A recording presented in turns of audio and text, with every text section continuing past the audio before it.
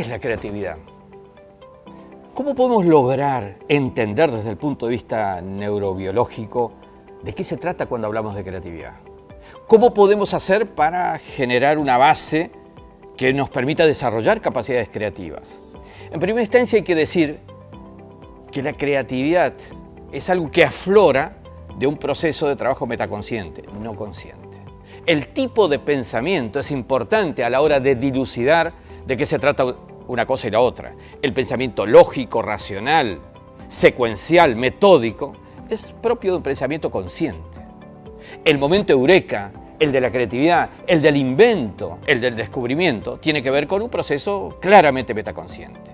Si observamos todos los grandes inventos y descubrimientos de la humanidad, particularmente los últimos, en muchos de esos casos los propios inventores, descubridores, reconocían algo muy sintomático, algo llamativo. Tiene que ver con el hecho de que en realidad lo hicieron durmiendo, ensoñados, tal vez en un proceso de desvinculación del estado de alerta consciente. El tema es así: todo pensamiento, toda idea requiere de una previa estimulación de una red neural determinada. Es decir, antes de que se exteriorice la idea y el pensamiento hay una activación neural. Y en el caso del invento, en el caso del descubrimiento, en el caso de lo creativo, es una reconexión neuronal. ¿Qué quiero decir con esto?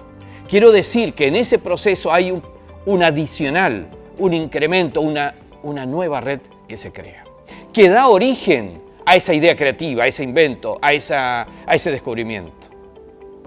¿Cómo se logra? Hay un proceso previo, que es un proceso de concentración de la persona en la problemática, en el tema o en aquella idea sobre la cual quiere crear algo. Ese proceso de concentración significa foco atencional y desarrollo de densidad de atención, es decir, más atención por unidad de tiempo, provocando el aditamento de más y más cantidad de conexiones en el entorno de la idea, en el entorno de aquello que quiere crear. Repentinamente, en un momento en que está quizá pensando en otra cosa, en que está durmiendo, como reconoció Einstein cuando descubre la teoría de la relatividad, se produce un momento en el que, a través tal vez de un juego, de una ficción, soñé que cabalgaba en un rayo de luz, al decir de Einstein. En ese momento se produce un darse cuenta, un momento eureka, y ese darse cuenta, momento eureka, es la base del descubrimiento, la base del invento, es la base creativa. ¿Hay un método para ser más creativos? ¿Existe alguna metodología que nos ayude a desarrollar capacidad creativa? Lo primero que tenemos que decir es que neurobiológicamente hay estimulaciones cerebrales diferentes según nos pongamos en estado creativo o tal vez en el proceso de pensamiento consciente. Pero lo que interesa decir es que la combinación de ambos tal vez nos lleve a una mejor solución, a una mejor metodología. ¿Qué es lo que tenemos que tener? En primera instancia, un estado de captación consciente de más y más variables o circunstancias vinculadas con aquel proceso sobre el cual queremos crear algo. Esto significa reunir mayor cantidad de estimulaciones, información y redes neuronales vinculadas con el proceso creativo. Yo diría incluso adicionar aquí una metodología que hoy, más que con neurociencias, se vincula con física cuántica, que es el desafío que estamos viviendo justamente en esta segunda década de este milenio. Estamos ante la fusión entre física cuántica y neurociencias, donde la densidad de atención en aquello que hacemos foco atencional produce por efecto senocuántico una alteración de reconexión neuronal. Entonces, lo que la mayoría de los inventores, descubridores, reconocen es que viven un proceso previo al acto creativo de fuerte concentración atencional en el objetivo que tienen. Y de alguna manera llegan a evadirse tanto de la situación consciente que el proceso en el cual aparece la conexión que provoca el descubrimiento, que provoca el invento, que provoca la creatividad, ese momento es un estado de menor nivel de conciencia.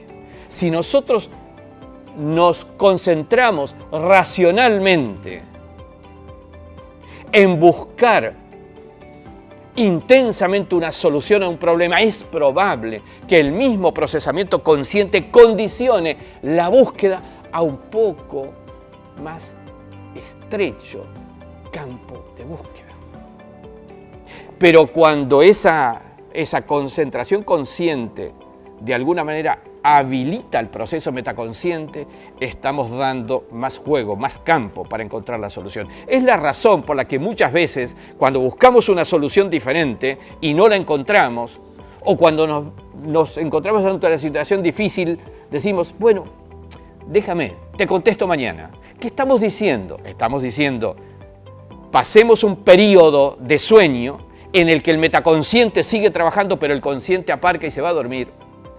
Y en ese periodo, el metaconsciente, con una base, una plataforma de mayor cantidad de memorias funcionando simultáneamente, encontrará la mejor solución. Es la razón porque en ejemplo pequeño de todos los días, nos acostamos con la preocupación de haber perdido una llave y al día siguiente nos despertamos, ¡eureka!, ahí estaba.